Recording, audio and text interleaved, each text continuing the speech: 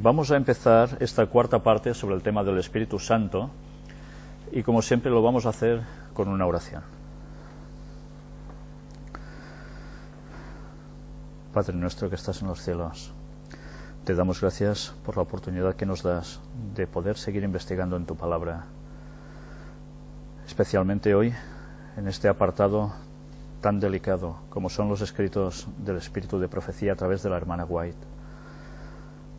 Te queremos pedir que nos ayudes a extraer todas las conclusiones que aparecen en los textos, que nos ayudes a no sesgar los textos, a buscar en profundidad tu doctrina, tu palabra, tu sana doctrina, Señor, para nosotros. Te queremos pedir que nos ayudes en nuestra comprensión, que nos des toda la sinceridad que vamos a necesitar ante este tema, para ser valientes y adoptar la posición correcta. Bendícenos, por favor. En el nombre de Jesús te lo pedimos todo. Amén. Bien, en esta cuarta parte, precisamente lo que vamos a hacer es mostrar las citas de Ellen White, del Espíritu de Profecía, en las cuales ella se refiere al Espíritu Santo. No me he querido conformar en mostraros tan solo las frases específicas dentro de un libro que se refiera al tema que estamos tratando. Alguna vez lo he hecho por necesidad, pero siempre que he podido, veréis que además ampliaremos la lectura en otras páginas donde aparece la frase que nos interesa para ver a qué se está refiriendo. Esto es sumamente necesario hacerlo, porque, ¿sabéis? Las personas que no creen en el Espíritu Santo como la tercera persona de la divinidad utilizan ciertas partes de esos escritos donde aparece la otra frase que teóricamente contradice a lo que ellos creen, y ellos lo explican en modo distinto la frase que creen que allí se está refiriendo a otra cosa. Por tanto, será bueno hacer un análisis exhaustivo de los textos, no cogiendo las cosas parcialmente, ni por interés, sino viendo lo que realmente pone el texto. Más adelante, porque esto no va a terminar hoy, estas citas son extensas, va a continuar en otra conferencia, en otro tema, en otra predicación, en este caso, estudio bíblico, y podremos mostrar aún más citas que son también clarificadoras al respecto. Vamos a intentar englobar todas las citas que al menos yo he podido encontrar para que la cosa quede extremadamente clara ya de una vez bajo la luz de los escritos de Ellen White. Entonces, solo nos va a quedar el planteamiento de decir, ¿acepto esos textos o no los acepto? ¿Creo que es inspirada por Dios en eso o no? Porque si no creeremos eso, deberemos coger los libros de Ellen White y quemarlos, tal como hizo un personaje que muchos ya conocéis. No queda alternativa. O lo abrazamos lo que dice, o lo rechazamos frontalmente para siempre jamás. ¿Entendéis? Hemos de ser contundentes y valientes con la determinación que vamos a tomar. Además, luego habrá planteamientos que también analizaremos, si es que habían sido infiltrados por los jesuitas estos escritos, si es que Ellen White estaba puesta en alguna situación extraña que escribió esto. Mostraremos también los originales de estos textos en inglés, fotografiados. Evidentemente no va a ser hoy, pero daremos prueba detrás de prueba. Veremos si por historia todo esto puede ser cierto o ha sido manipulado. Pero primero vamos a analizar todas estas citas de Ellen White para que las personas que son sinceras y creen en Ellen White vean y noten cómo precisamente aclara los textos bíblicos de modo que ya no podremos interpretarlos en modo distinto. Y si hemos de cambiar, hemos de cambiar. Nos guste o no nos guste el orgullo, nos lo hemos de comer. Pues que Dios nos ayude a ello. Vamos a leer primero un texto que se halla en la epístola de Segunda de Tesalonicenses, escrita por el apóstol Pablo, capítulo 2, y vamos a leer el versículo 2.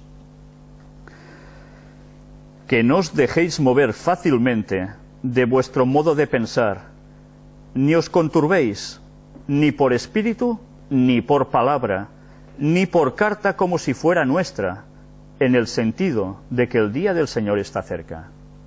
Diréis, ¿qué tiene que ver este texto con lo que ya estamos hablando? Un momento, lo analizamos. Vamos a analizarlo. Que no os dejéis mover fácilmente de vuestro modo de pensar.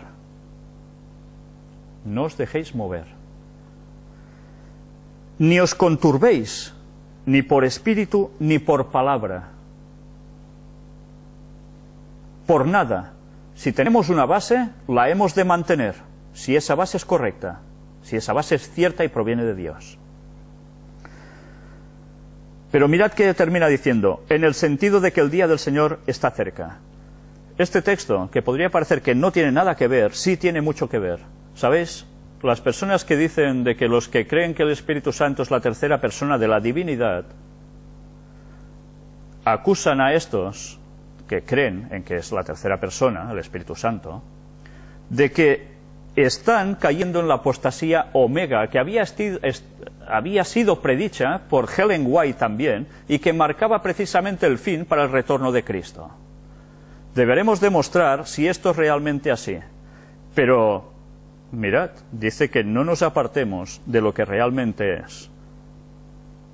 Y pensando que Cristo llega ya, porque esa es una señal definitiva. Una apostasía omega. Si hay una apostasía omega, quiere decir que había una apostasía alfa, la primera. Omega es la última.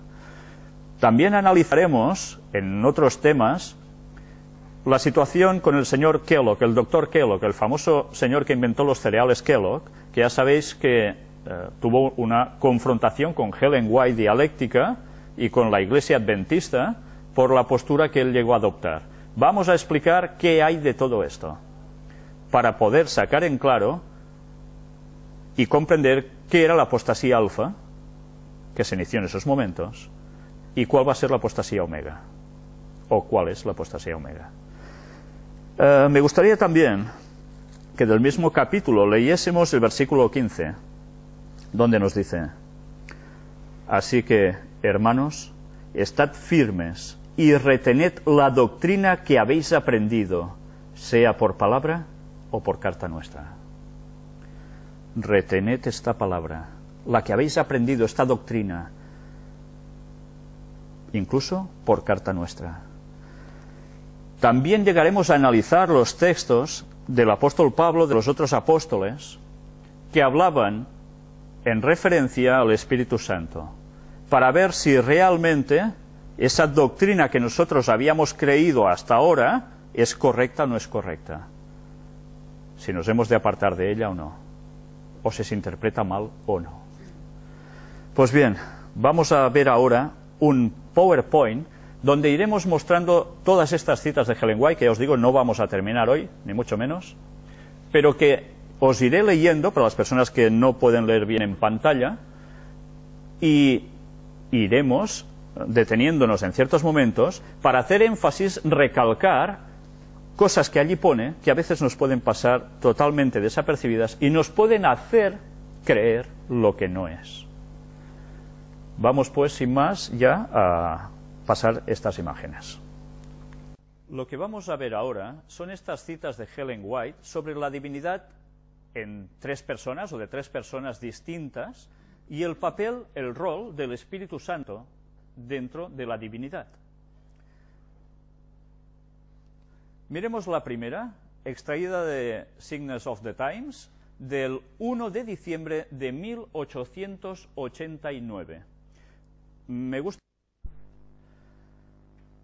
La frase dice: Él determinó dar a su representante, el Espíritu, la tercera persona de la divinidad. Y va siguiendo. Aquí Ellen White escribe que el Espíritu Santo es la tercera persona de la divinidad. La fecha, siempre que puedo os la pongo, cuando sé exactamente cuándo fue escrita, porque hay personas que dicen que estas creencias fueron añadidas después de la muerte de Ellen White. Bien, cuando mostremos los escritos originales, y además ahora ya os digo algo, la primera edición de todos los libros que se escribieron, recopilatorios o no, de Ellen White, fueron publicados, muchos de ellos, cuando ella aún estaba en vida, y ella dio la conformidad a esos textos que allí aparecían, y se conservan aún en el Centro White. Nosotros, si Dios quiere, vamos a mostrar también todos esos libros, para que nadie pueda decir que se añadieron a posteriori, después, manipulando lo que ella escribió. Por tanto, empezamos ya a derribar argumentos que se oponen a lo que hay. Sigamos con ello. Manuscrito 66 de 1899. Necesitamos comprender que el Espíritu Santo es tanto una persona como lo es Dios. Ya ves. Veamos aún más. Manuscrito del 19 de abril de 1900. Ya sabéis que ella murió en 1915. 3 distintos agentes, el Padre, el Hijo y el Espíritu Santo, obran juntos en favor de los seres humanos. Están unidos en la obra de hacer que la Iglesia de la tierra sea semejante a la Iglesia del cielo. Ponen los recursos del cielo a disposición de aquellos que han de apreciar e impartir estos tesoros espirituales, multiplicándolos al usarlos para gloria de Dios. Cada esfuerzo diligente para progresar aumenta los dones que tenemos. Los poderes del cielo obran con los seres humanos en el plan de multiplicación. Las primeras palabras que aparecen aquí son muy claras. 3 distintos agentes, el Padre, el Hijo y el Espíritu Santo, obran juntos en favor de los seres humanos. No está hablando de 2 y que el Espíritu Santo es una emanación de uno de ellos o de los 2. No, se refiere a 3. Manuscrito del 19 de abril de 1900 también.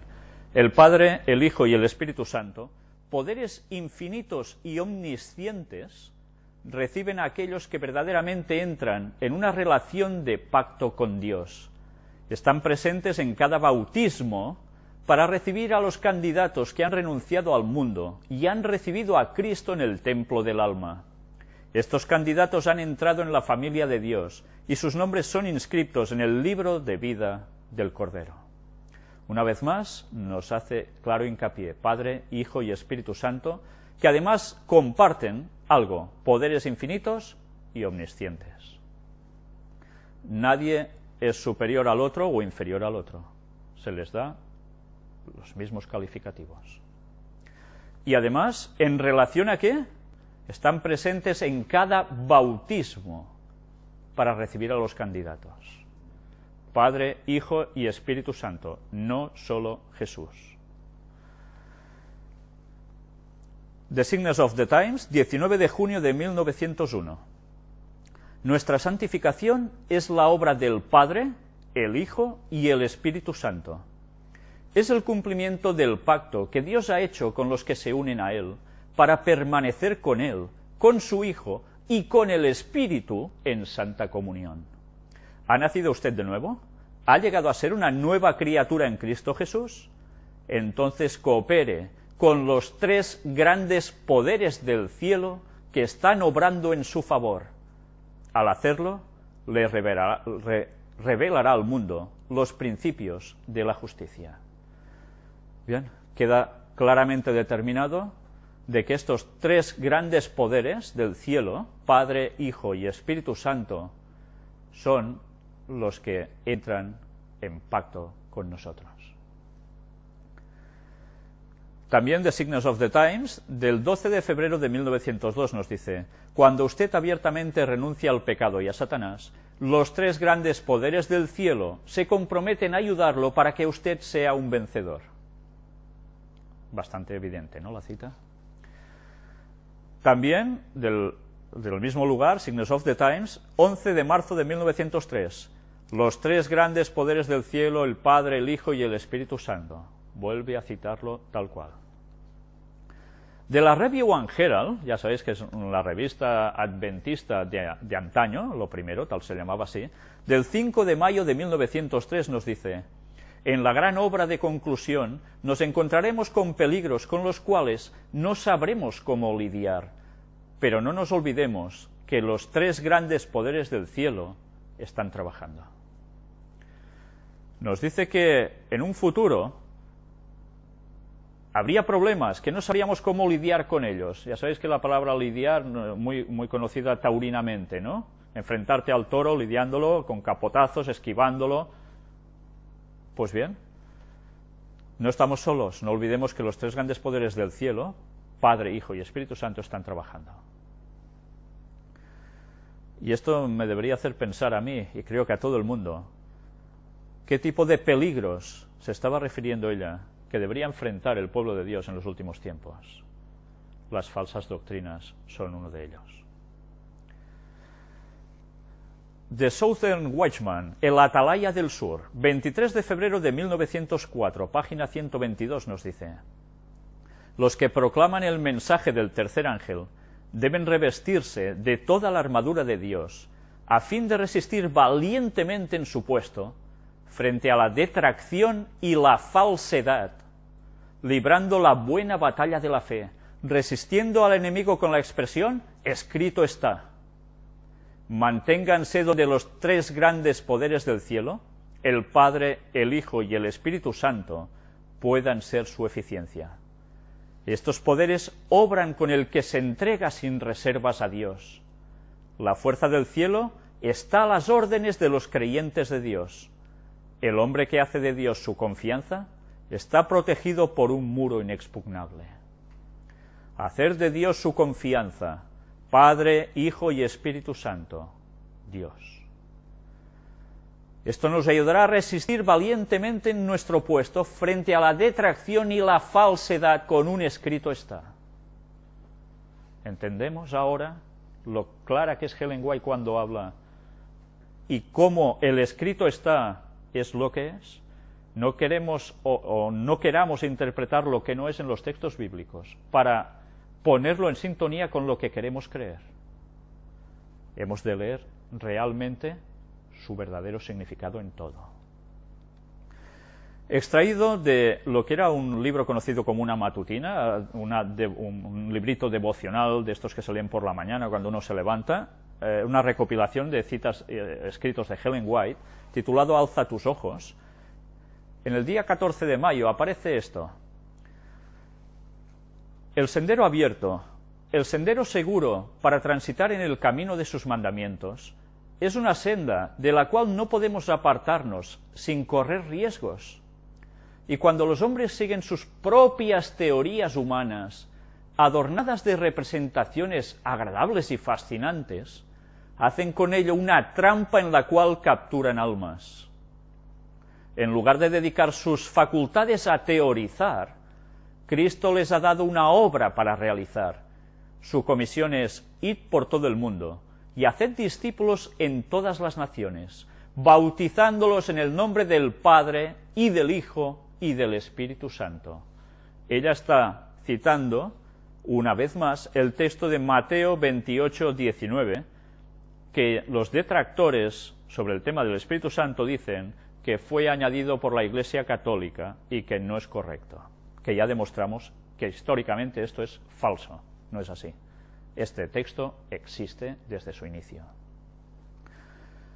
Y ya veis con qué lo está relacionando, con sensaciones agradables, fascinantes, teorías. No, esto no puede ser. Lo que está, está. Antes que los discípulos pasen el umbral, debe imprimirse el sagrado nombre, bautizando a los creyentes en el nombre de los tres poderes del mundo celestial. ¿Cómo se bautizan las personas, dice aquí? En el nombre de los tres poderes, Padre, Hijo y Espíritu Santo, no solo en el nombre de Jesús. La mente humana se impresiona con esta ceremonia, que es el comienzo de la vida cristiana. Significa mucho. La obra de la salvación no es un asunto pequeño, sino tan vasto que las más elevadas autoridades aprenden por la fe expresada por el instrumento humano. La eterna deidad, el Padre, el Hijo y el Espíritu Santo, está involucrada en la acción requerida para dar seguridad al instrumento humano y unir a todo el cielo para que contribuya al ejercicio de las facultades humanas, a fin de alcanzar la plenitud de los tres poderes para unirlos en la gran obra designada, Por tanto, para que contribuya al ejercicio de las facultades humanas, de todas nuestras facultades, el trío celestial debe intervenir en nosotros. No uno o dos, los tres. Como rechacemos a uno de los tres, pues resulta que nuestra vida cristiana no ha empezado. Y puede parecer que sí. Uniendo los poderes celestiales con los humanos, los hombres pueden llegar a ser, por medio de la eficacia celestial, partícipes de la naturaleza divina y obreros juntamente con Cristo. Entonces es cuando participamos de esa divinidad. Quiero destacar algo. ¿Os habéis dado cuenta que Ellen White no utiliza la palabra Trinidad? Siempre habla de deidad, divinidad, deidad, divinidad. No utiliza Trinidad. ¿Por qué? Quiere decir lo mismo, ¿no? En principio.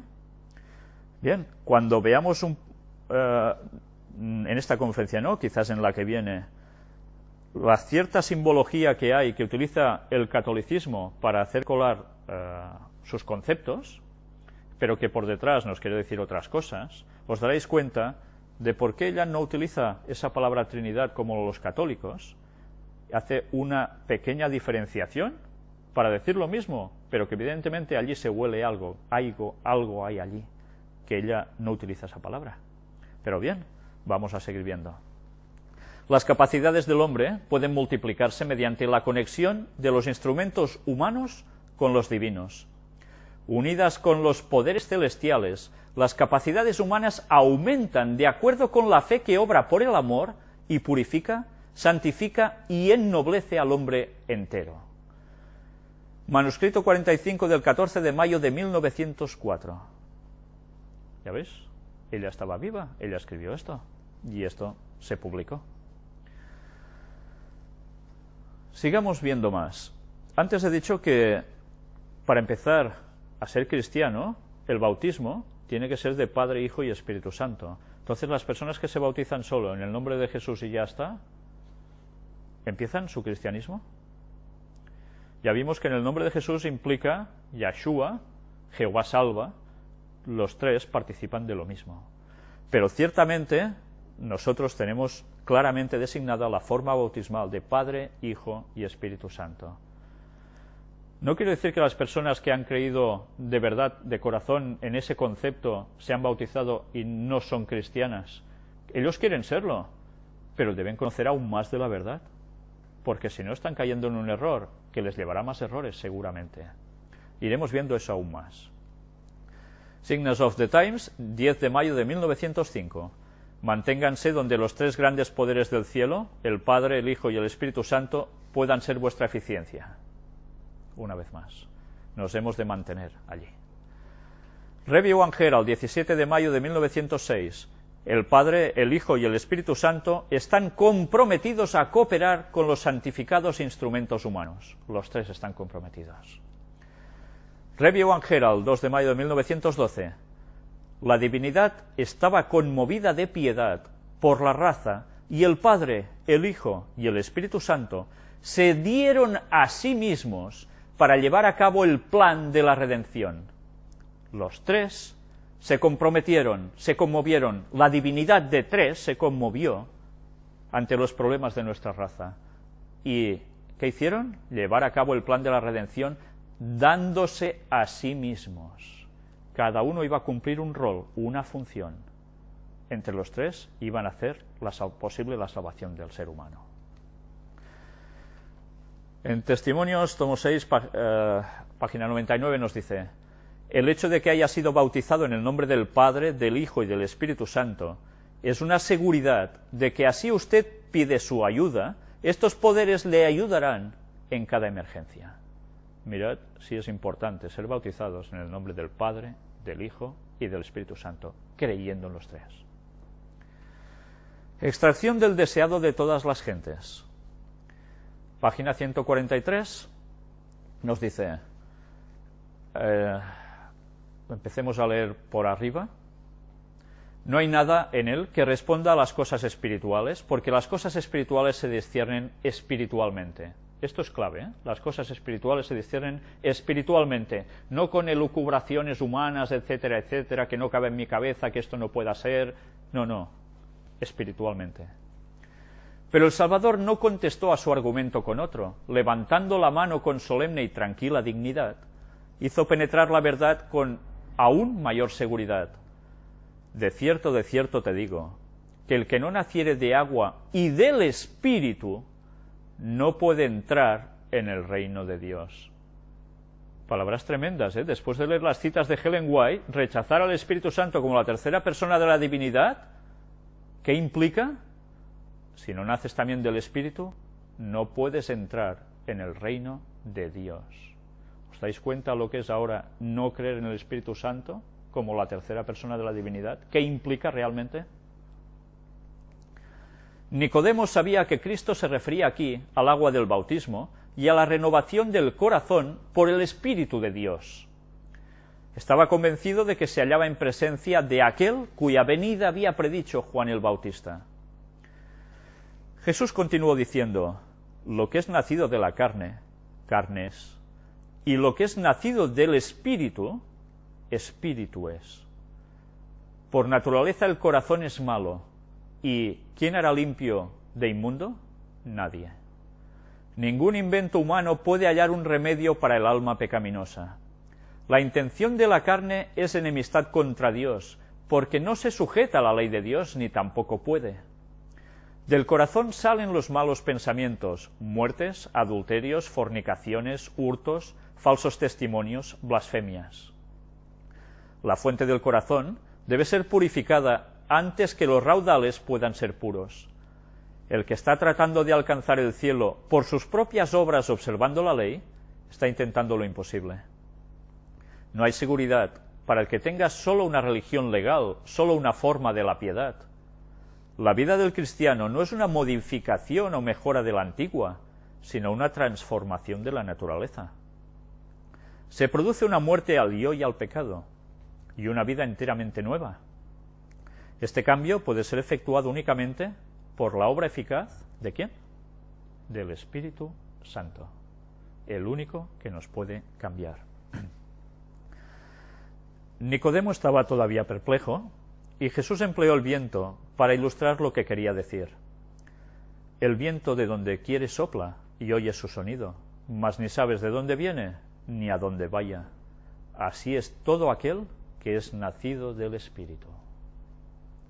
Se oye el viento entre las ramas de los árboles, por el susurro que producen las hojas y las flores. Sin embargo, es invisible y nadie sabe de dónde viene ni a dónde va. Así sucede con la obra del Espíritu Santo en el corazón. Es tan inexplicable como los movimientos del viento. Y además, ¿qué es? Invisible. Es invisible. Jesús no está hablando solo de una mera metáfora. Está hablando, recordemos lo que tantas veces remarco, literalidad del texto. Literalidad del texto. Ahora entendemos el qué es el Espíritu Santo, o cómo es, invisible. Puede ser que una persona no pueda decir exactamente la ocasión ni el lugar en que se convirtió, ni distinguir todas las circunstancias de su conversión, pero esto no significa que no se haya convertido. Mediante un agente tan invisible como el viento, Cristo obra constantemente en el corazón, mediante un agente tan invisible. Una vez más, ¿verdad? Poco a poco, tal vez inconscientemente para quien las recibe, se hacen impresiones que tienden a atraer el alma a Cristo. Dichas impresiones pueden ser recibidas meditando en Él, leyendo las Escrituras u oyendo la palabra del predicador viviente. Repentinamente, al presentar el Espíritu un llamamiento más directo, el alma se entrega gozosamente a Jesús. El Espíritu hace el llamamiento y la persona se entrega gozosamente a Jesús. Por tanto, no es Jesús que llama directamente para que gozosamente nos entreguemos a Él, es el Espíritu. Muchos llaman a esto conversión repentina, pero es el resultado de una larga intercesión del Espíritu de Dios. Es una obra paciente y larga. Aunque el viento mismo es invisible, produce efectos que se ven y sienten. Así también la obra del Espíritu en el alma se revelará en toda acción de quien haya sentido su poder salvador. Cuando el Espíritu de Dios se posesiona del corazón, transforma la vida. ¿En qué consiste una vida transformada? En un cambio de carácter, ¿no? Básicamente un cambio de carácter que te va a provocar cambiar la vida en general. Mirad si es importante adecuar el carácter tal como Dios quiere. Y eso es una manifestación del Espíritu de Dios en nosotros, del Espíritu Santo. Sigue diciendo, los pensamientos pecaminosos son puestos a un lado, las malas acciones son abandonadas, el amor, la humildad y la paz reemplazan a la ira, la envidia y las contenciones. No buscar polémica y liarla y venga y con malas palabras y de mal modo. No, este no es el carácter cristiano. Quien crea en Dios, en la divinidad, debe tener un carácter en consonancia a lo que cree. Y el Espíritu Santo tiene que hacer ese cambio en él.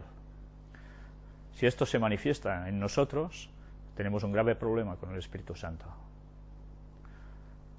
La alegría reemplaza la tristeza, y el rostro refleja la luz del cielo.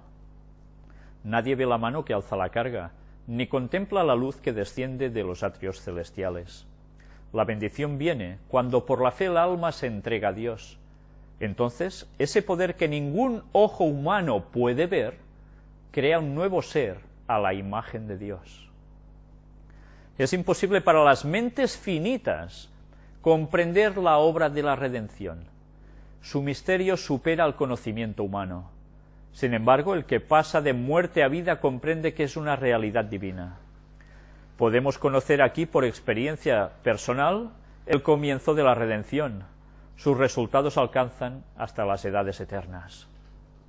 Mientras Jesús estaba hablando, algunos rayos de la verdad penetraron en la mente del príncipe.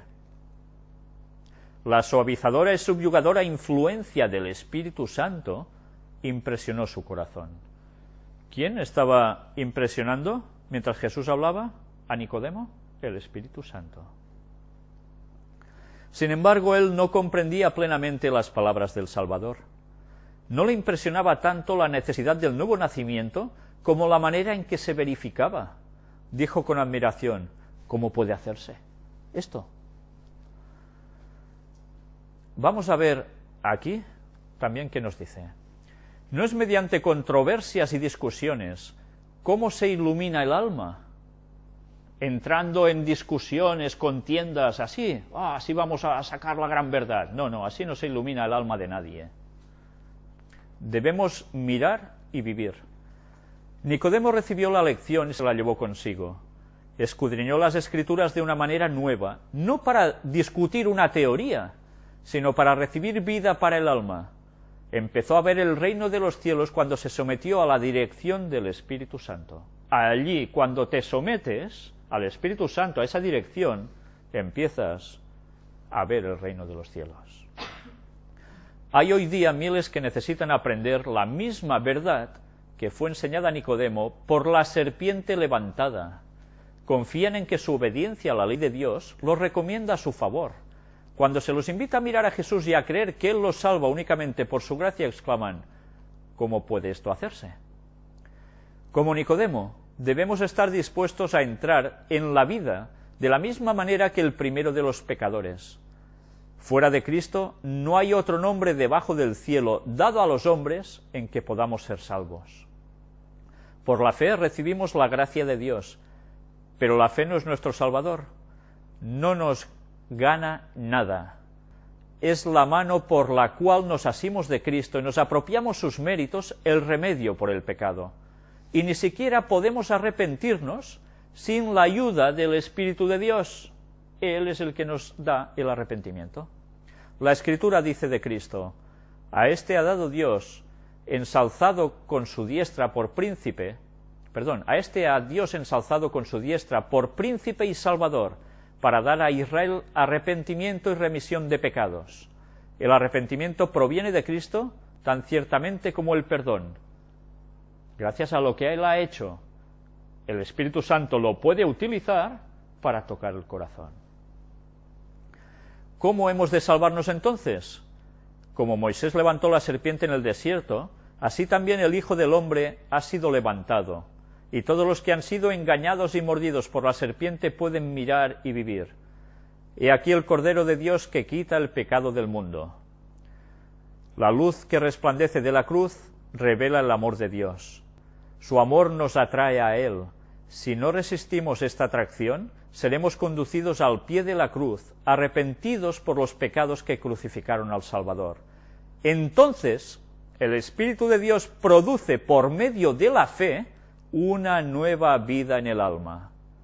Los pensamientos y los deseos se sujetan en obediencia a la voluntad de Cristo, porque el Espíritu Santo nos lleva a ello.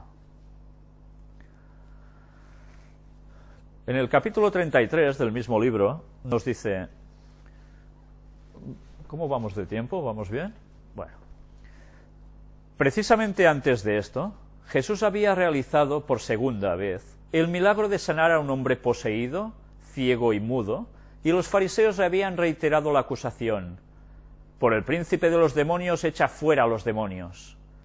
Cristo les dijo claramente que al atribuir la obra del Espíritu Santo a Satanás, se estaban separando de la fuente de bendición. Atención a esto, ¿eh? Si atribuimos obras de Dios a Satanás, se están apartando de la fuente de bendición. Si la obra del Espíritu Santo se atribuye a Satanás, mal vamos. Los que habían hablado contra Jesús mismo, sin discernir su carácter divino, podrían ser perdonados, porque podían ser inducidos por el Espíritu Santo a ver su error y arrepentirse. El Espíritu Santo es el que se lo iba a llevar al error y arrepentimiento. Cualquiera que sea el pecado, si el alma se arrepiente y cree, la culpa queda lavada en la sangre de Cristo. Pero el que rechaza la obra del Espíritu Santo se coloca donde el arrepentimiento y la fe no pueden alcanzarle. Ya lo veis si es importante esto.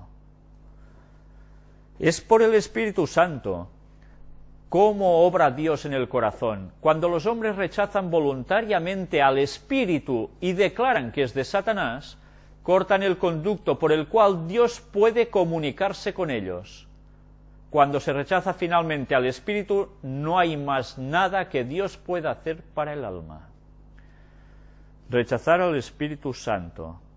Decir que el Espíritu Santo no es la persona de la divinidad, que es, esto es otra historia, es cualquier otra situación, pero no es la verdad, automáticamente nos lleva ¿a qué? A que Dios no puede comunicarse con nosotros. Y el camino que emprendemos a partir de allí es un rechazo que lleva totalmente a la perdición. Casi nada, ¿eh? Los fariseos a quienes Jesús dirigió esta amonestación no creían la acusación que presentaban contra él. No había uno solo de aquellos dignatarios que no se sintiese atraído hacia el Salvador, porque él tenía una personalidad que irradiaba que todo el mundo se quisiese acercar a él, incluso hasta sus enemigos, pero cuando se cerraban por banda, entonces reaccionaban pues haciéndole todo lo que le llegaron a hacer, ¿no? Cerraron la puerta al Espíritu Santo, claro.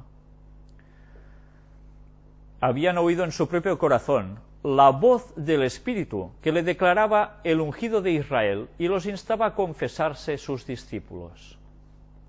Era el Espíritu Santo el que les decía que era el ungido de Israel, Cristo, el Mesías. A la luz de su presencia habían comprendido su falta de santidad y habían anhelado una justicia que ellos no podían crear. Pero después de rechazarle, habría sido demasiado humillante recibirle como Mesías. Habiendo puesto los pies en la senda de la incredulidad, eran demasiado orgullosos para confesar su error. El orgullo, una vez más. Te puedes dar cuenta de que es la verdad.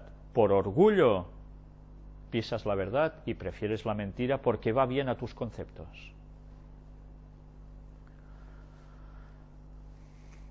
Y para no tener que confesar la verdad, procuraban con violencia desesperada rebatir la enseñanza del Salvador, con violencia desesperada, con argumentos como sea, rebatir lo que enseñaba el Salvador. La evidencia de su poder y misericordia los exasperaba. No podían impedir que el Salvador realizase milagros, no podían acallar su enseñanza, pero hacían cuanto estaba a su alcance para representarle mal y falsificar sus palabras. La historia no cambia, ¿eh? El ser humano siempre funciona igual, ¿eh? Sin embargo, el convincente Espíritu de Dios los seguía y tenían que crear muchas barreras para resistir su poder. Mirad si es bueno el Espíritu Santo que sigue, a pesar de que uno pone impedimentos, él va insistiendo, a ver si cedes. El agente más poderoso que pueda ponerse en juego en el corazón humano estaba contendiendo con ellos, pero no querían ceder. ¿No es Dios quien ciega los ojos de los hombres y endurece su corazón? Él les manda luz para corregir sus errores y conducirlos por sendas seguras. Es por el rechazamiento de esta luz cómo los ojos se ciegan y el corazón se endurece. Con frecuencia esto se realiza gradual y casi imperceptiblemente. Viene luz al alma por la palabra de Dios, por sus siervos, o por la intervención directa de su espíritu. Pero cuando un rayo de luz es despreciado, se produce un embotamiento parcial de las percepciones espirituales y se discierne menos claramente la segunda revelación de la luz. Interesante el proceso mental, ¿eh? Así aumentan las tinieblas hasta que anochecen el alma. Así había sucedido con estos dirigentes judíos. Estaban convencidos de que un poder divino acompañaba a Cristo, pero a fin de resistir a la verdad, atribuyeron la obra del Espíritu Santo a Satanás. ¿Qué está sucediendo con las personas que dicen que el Espíritu Santo no es la tercera persona de la divinidad? Que atribuyen la creencia esta a Satanás a través de la Iglesia Católica, que se infiltró en la Iglesia Adventista, y esto lo colaron. Esto es mentira. Pues bien, el proceso sigue siendo el mismo. En la anterior conferencia mostramos de dónde surgía ese concepto que ha entrado en iglesias adventistas y ha destrozado a tantas personas de la verdad de la divinidad de tres.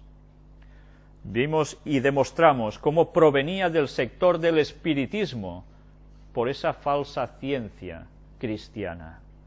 Y ahora esa creencia ha entrado tan fuertemente que además a quien le queda arraigada dice que lo que dice, o quien dice que el Espíritu Santo es la tercera persona de la divinidad, está diciendo las cosas de Satanás.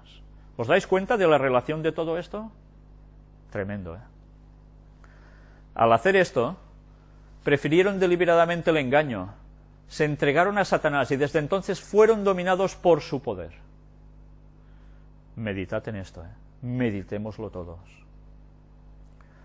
Estrechamente relacionada con la amonestación de Cristo acerca del pecado contra el Espíritu Santo, se halla la amonestación contra las palabras ociosas y perversas.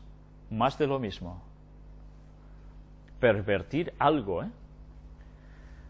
Las palabras son un indicio de lo que hay en el corazón, porque de la abundancia del corazón habla la boca. Pero las palabras son más que un indicio del carácter, tienen poder para reaccionar sobre el carácter. Interesante, ¿eh? La palabra es poder porque te puede hacer cambiar tu carácter. Influye directamente. Los hombres sienten la influencia de sus propias palabras. Con frecuencia bajo un impulso momentáneo provocado por Satanás, expresan celos o malas sospechas, dicen algo que no creen en realidad, pero la expresión reacciona sobre los pensamientos. Son engañados por sus palabras y llegan a creer como verdad lo que dijeron a instigación de Satanás. Habiendo expresado una vez una opinión o decisión, son con frecuencia demasiado orgullosos para retractarse y tratan de demostrar que tienen razón hasta que llegan a creer que realmente la tienen. Es peligroso pronunciar una palabra de duda, peligroso poner en tela de juicio y criticar la verdad divina. La costumbre de hacer críticas descuidadas e irreverentes reacciona sobre el carácter y fomenta la irreverencia e incredulidad. Más de un hombre que seguía esta costumbre ha proseguido, inconsciente del peligro, hasta que estuvo dispuesto a criticar y rechazar la obra del Espíritu Santo. Jesús dijo: toda palabra ociosa que hablaren los hombres, de ella darán cuenta en el día del juicio, porque por tus palabras serás justificado y por tus palabras serás condenado. A veces decimos palabras ociosas, quiere decir tacos, palabrotas, va mucho más allá de todo esto, es tergiversar la mismísima verdad.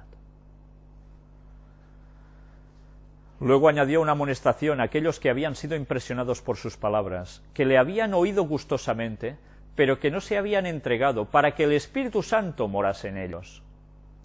No sólo por la resistencia, sino también por la negligencia es destruida el alma.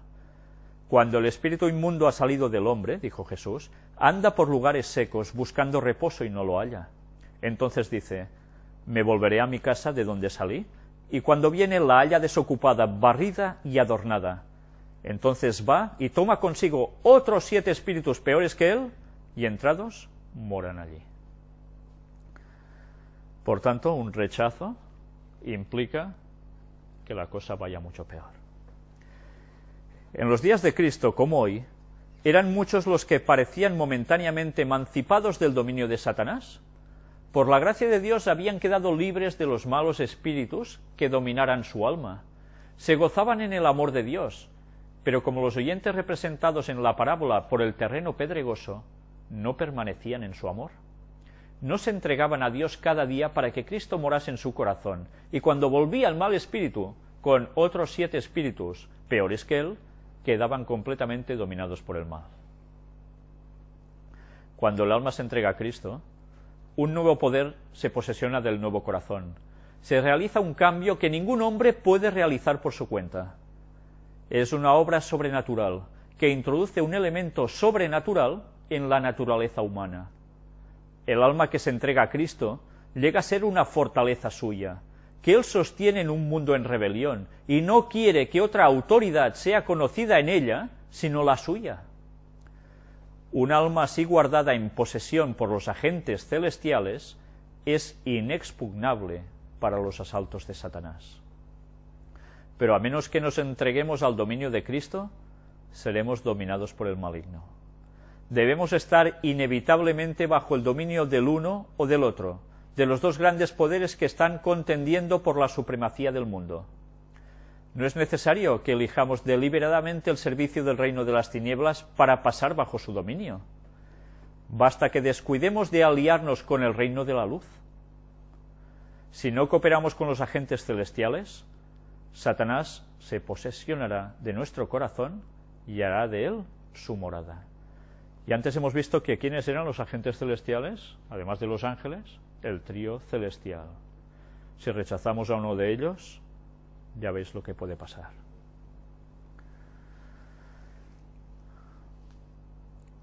La única defensa contra el mal consiste en que Cristo more en el corazón por la fe en su justicia. A menos que estemos vitalmente relacionados con Dios, no podremos resistir los efectos profanos del amor propio, de la complacencia propia y de la tentación a pecar. Podemos dejar muchas malas costumbres y momentáneamente separarnos de Satanás. Pero si en una relación vital con Dios, por nuestra entrega a Él, momento tras momento, seremos vencidos. Sin un conocimiento personal de Cristo y una continua comunión, estamos a la merced del enemigo y al fin haremos lo que nos ordene. Son peores las cosas últimas del tal hombre que las primeras. Así también, dijo Jesús, acontecerá esta generación mala. Nadie se endurece tanto como aquellos que han despreciado la invitación de la misericordia y mostrado aversión al espíritu de gracia.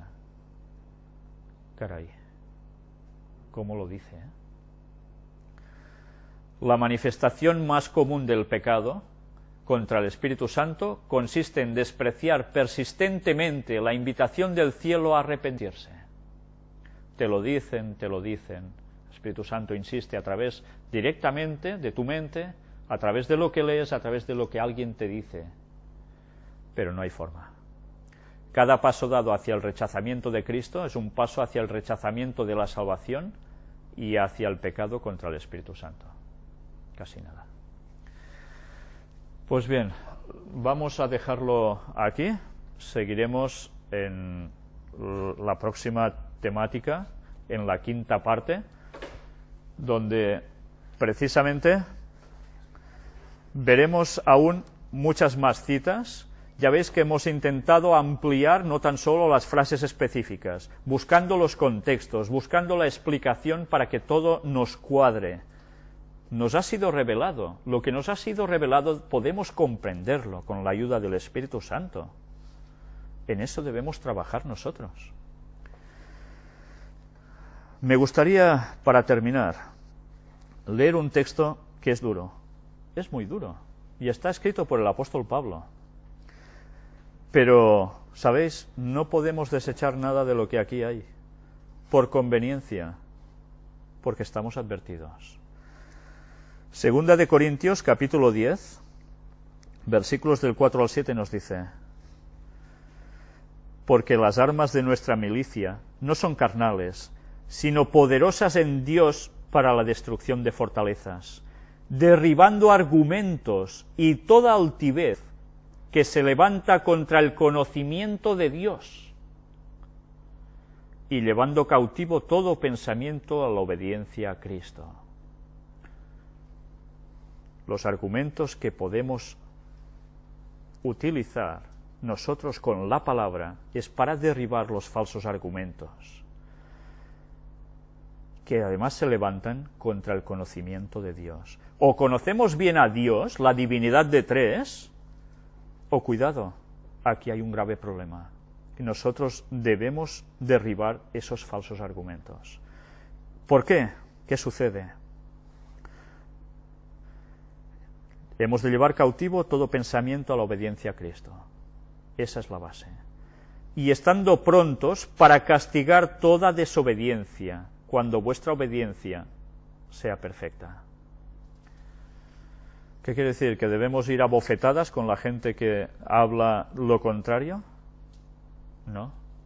Pero nosotros debemos ser tajantes, inamovibles en la verdad. Y si sabemos que una cosa es verdad y estamos firmes, de allí no debemos movernos. Y debemos decir las cosas claras. Contundentemente, nos guste o no. Pero no se puede tolerar que la falsedad entre dentro del pueblo de Dios. Porque si no, ya sabemos lo que sucede. El pueblo se rompe. Mirad también lo que dice el versículo 7. Miráis las cosas según la apariencia. Si alguno está persuadido en sí mismo que es de Cristo, esto también piense por sí mismo, que como Él es de Cristo, así también nosotros somos de Cristo.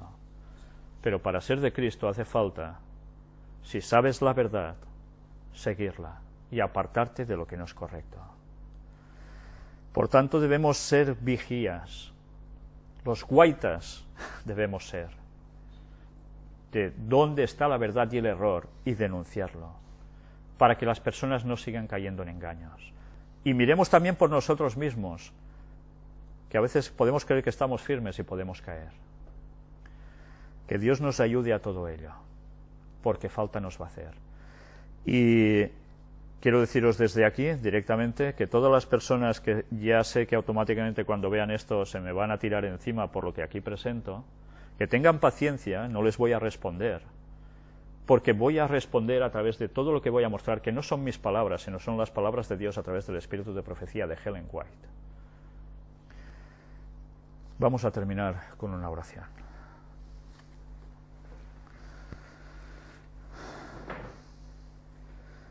Padre, te queremos pedir, Señor, que tú nos ayudes a no caer en controversias y discusiones, que nos ayudes a mostrar tu carácter, a estar llenos de tu Espíritu Santo para manifestar los frutos que Él da en nosotros.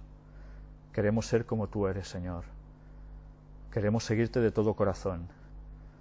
Y te queremos pedir que nos ayudes a buscar, a saber discernir en tu palabra, a lanzar fuera de nosotros los falsos conceptos que de un modo u otro podemos llegar a tener, y que nos afiancemos plenamente en la verdad,